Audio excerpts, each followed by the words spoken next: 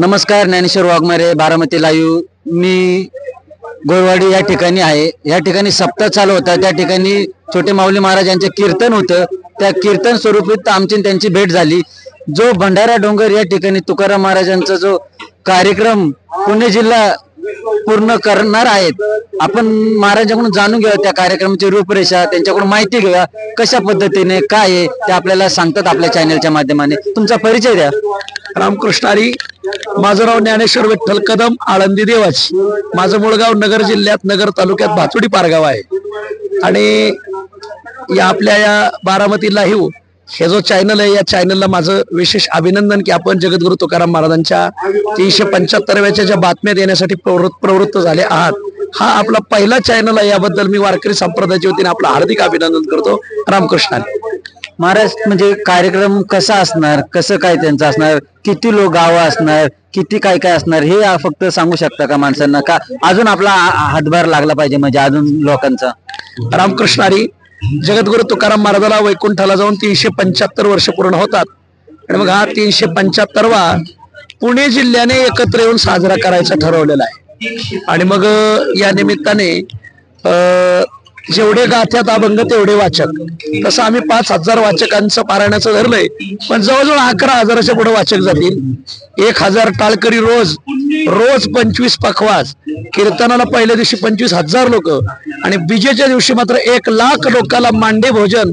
समस्त साक्री तालुका, धुळे तालुका, पारोळा तालुका, सटाणा, मालेगाव, देवळा आणि चांदवड हे सगळे तालुके एकत्र येऊन हा उत्सव ते मांडी भोजन घेऊन येणार आहेत. या उत्सवाचं एक वैशिष्ट्य आहे की जगद्गुरु तुकाराम महाराजाला 375 वर्ष पूर्ण होतात. मग या निमित्ताने भव्य दिव्य जिथं गाथा लिहिलं तिथंच गाथा पारायणे. भंडारा डोंगर नाव पडायचं मुख्य कारण जगद्गुरु तुकाराम महाराजांनी हे ज्ञान भांडार तिथं उघडं केलं आहे. आणि म्हणून भंडारा डोंगराच्या पायथ्याला हा उत्सव आयोजित केलेला आहे. 1,00,000 लोक शेवट 4-5 दिवस राहतील. सुरुवातीला मग 50,000 25,000 अशी संख्या राहील त्याची. आणि शेवट मात्र त्याचा 1,00,000 लोकांच्या नियोजनाने होणार आहे. 2 सत्रात कीर्तन आहे. सकाळी 4 ते 6 काकडा भजन आहे. 6 ते 7 निळोबरांनी लिहिलेली तुकोबरायची 332 लोकांची स्तुती आहे. मग 7 ते 11 या दरम्यान संगीत गाथा पारायण आहे. 11 ते 12:30 पुणे जिल्ह्यातली कीर्तन आहेत. प्रत्येक तालुक्याला एक कीर्तन दिलेलं आहे, जे दिवच्या जवळची तालुके त्यांना. आणि 12:30 वाजता मात्र 100 गावांच्या 2,00,000 भाकरी येणार आहे. बाकीचा स्वयंपाक मात्र या भागातील दानेश्वर अन्नदाते मिळून करणार आहेत. आणि मग 12:30 ते 3 भोजन आणि विश्रांती. 3 ते 5 मात्र तुकाराम महाराजाचं दिव्य चरित्र आपल्याला ऐकायला भेटणार, की जे संत कवी महिपती महाराजांनी आणि इतर संतांनी लिहिलेले ते ऐकायला भेटणार. 5 ते 6 हरिपाठ आहे.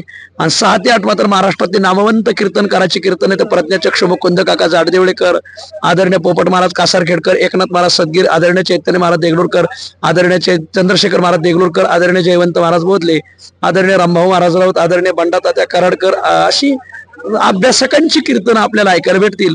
आणि सायंकाळी परत 100 गावांच्या 2,00,000 भाकरी येणार. संध्याकाळी मात्र आमटी महोत्सव ठेवलेला आहे.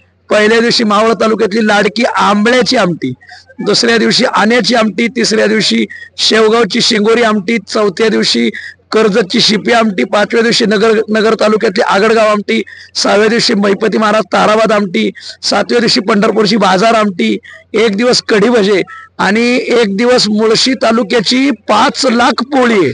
होळीच्या दिवशी पोळी मुळशी तालुक्याने करायची ठरवलेली आहे. 5,00,000 पोळी, 4 ट्रॅक्टरवर भजे आणि 1 टँकरवर 25,000 लिटरचे 2 टँकर दुधाचे, असं 50,000 लिटर दूध. आणि पोळी मुळशी तालुक्याने अतिशय नयनरम्य त्यांनी तो उत्सव नियोजन केलेलं आहे. असा उत्सव होणारे. रोज 2 संतांचे वंशज भेट द्यायला येणार आहेत. श्री संत ज्ञानेश्वर महाराज संस्थान, विठ्ठल रुक्मिणी संस्थान पंढरपूर, निवृत्तीनाथ महाराज संस्थान, त्र्यंबकेश्वर सोपानदेव संस्थान, सासवड मुक्ताबाई संस्थान, एदलाबाद मेहून, संत ज्ञानेश्वर महाराज संस्थान नेवासा, शांतीब्रह्म एकनाथ महाराज संस्थान पैठण, नामदेव महाराज संस्थान पंढरपूर, श्री संत निळोबराय संस्थान, श्री संत कवी महिपती महाराज संस्थान, अशी रोज 2-2 संतांची संस्थान या उत्सवाला भेट द्यायला. संत सावता महाराज संस्थान, अशी वेगळी संस्थानं भेट द्यायला येणार आहेत. आणि एवढा जो भव्य दिव्य मंडप, या मंडपाविषयी सर्वीकडे चर्चा आहे. याच्याविषयी तुम्ही काय सांगू शकता? या जवळजवळ 500 बाय 300 मंडप आहे, तो डोम मंडप आहे. मग बाकीच्या बाजूने पत्रा मंडप आहे. कीर्तन मंडप 500 बाय 300 आहे आणि जो पहाऱ्याचा मंडप आहे, कारण या उत्सवात तुकाराम महाराजांचा 24 तास तुकाराम तुकाराम अखंड भजन पार आहे. 7 गावं 2 तासाला, कधी 10 गावं 2 तासाला, कधी 15 गावं 2 तासाला, 24 तास तुकाराम तुकाराम पहारा आपल्याला तिथे करावायचा आहे. तर जवळजवळ 1,500 गावची भजनी मंडळ या पहाऱ्याला जोडलेली सगळे येणार आहेत आणि 1,500 गावच्या भाकरी. आता काय व्हायचं, यापूर्वी देहू आळंदीला बाहेरून मंडळी येऊन उत्सव करायचे. विदर्भातून मंडळी यायची, खानदेशातून यायची, मराठवाड्यातून यायची, कोकणातून यायची, ती भक्तिप्रधान मंडळी यायची. पण हे पहिल्यांदा घडलंय 375 वर्षात की संपूर्ण पुणे जिल्हा एकत्र येऊन हा उत्सव करू राहिलाय. ही फार मोठी भाग्याची गोष्ट आहे. आणि मंडपाचं सगळं सौजन्य आदरणीय सुनील अण्णा शेळके, मावळ तालुक्याचे लाडके आमदार, यांनी जवळजवळ 25 ते 30 लाख रुपये खर्च करून स्वतः मंडपचं सौजन्य दिलेलं आहे. ते उभा राहून लक्ष देतात. मावळातले सगळे पुढारी या उत्सवात सहभागी आहेत. आदरणीय माजी आमदार बाळा भेगडे असतील, आदरणीय बापू अण्णा भेगडे असतील, आणि सर्वात महत्वाचं म्हणजे आमचे 3 डोंगर, श्री भंडारा डोंगर समिती, श्री गोरवडा डोंगर समिती, भामचंद्र डोंगर समिती, आणि मूळ म्हणजे आमचं जगद्गुरु तुकाराम महाराज संस्थान देहू, सगळे मोरे वंशज, ही सगळी मंडळी एकत्र आलेली, पुणे जिल्हा एकत्र आलेला आहे. अतिशय सुंदर नयनरम्य. त्याच्यात आमच्याकडे फक्त सेवा म्हणून आहे, आम्ही काय मालक बिलक नाही त्या सप्ताहाचे. खरंच खूप छान. पूर्ण जे म्हणजे जुन्या जे गोष्टी त्या तुम्ही उघडून काढल्या, ह्या बरोबर का नाही, म्हणजे उजाळा दिला या गोष्टीला, ह्याबद्दल काय सांगू शकता? रामकृष्ण हरी. काय झालं, तुकाराम महाराज प्रत्येकाच्या जनमनात बसलेले आहेत. ते देव मान्य आहेत, राजमान्य आहेत, संत मान्य आहेत, शास्त्र मान्य आहेत, समाज मान्य आहेत. ही 5 प्रकारची मान्यता फक्त तुकाराम महाराजाला भेटलेली आहे. परंतु झालं काय की एकत्र येऊन हा उत्सव होत नव्हता. प्रत्येक गावी तुकोबाराचे उत्सव होतात, पण एकत्र येऊन होत नव्हते. तर मात्र आता एकत्रित याला सांघिक रूप दिलंय. संघ शक्ती कलियुगे असं शास्त्रात दिलेलं आहे. सांघिक ताकद मोठी राहते आणि म्हणून सर्वजण येणार आहेत. या उत्सवामध्ये जवळजवळ 100 ट्रॅक्टर सरपण लागणार आहे तुकाराम महाराजाच्या या उत्सवाला. सगळा स्वयंपाक चुलीवर आहे, गॅसवर स्वयंपाक नाहीये. म्हणजे असं चवदार स्वयंपाक बनवण्याचं नियोजन आहे. आणि मावळ तालुक्यात प्रत्येक गावाने ठरवले की आमच्या गावातून कोणी गावातून 1 tractor sarpanch, 2 tractor sarpanch, 3 tractor sarpanch, म्हणजे जी निर्जीव झालेली झाडं आहेत, सजीव झाडं तोडून आणायची नाहीत आम्हाला. कारण आमच्या तुकाराम महाराजांनी आम्हाला वृक्षवल्ली, आम्हाला सोयरी वनचरी हे शिकवलेलं आहे. एक पर्यावरणाचा संदेश आणि कुठंतरी भरकटलेल्या समाजाला तुकाराम महाराजांच्या विचाराची जागृती भेटावी आणि तुकाराम महाराजांच्या 375 अमृत महोत्सवाची अमृतमय लाट आपल्या जीवनात यावी. तुकाराम महाराजांच्या विचाराचा जागर समाजात व्हावा, समाज व्यसनमुक्त व्हावा, सांघिक व्हावा, एवढ्याच शुद्ध हेतू, दुसरा याचा काही हेतू नाही. रामकृष्ण. खूप छान. तुम्ही आमच्या चॅनलच्या माध्यमातून माणसांना अजून काय सांगू शकता? म्हणजे काही नाही, सर्वांना विनंती की ही या चॅनलच्या माध्यमातून ही बातमी जिथपर्यंत जाईल, आपण सगळ्या मंडळीने 9 मार्च ते 17 मार्च या उत्सवाला या, सहभाग घ्या. ज्यांचे पारे त्यांनी पाऱ्याला या, ज्यांच्या भाकरी आहेत त्यांनी भाकरी प्रसाद घेऊन या.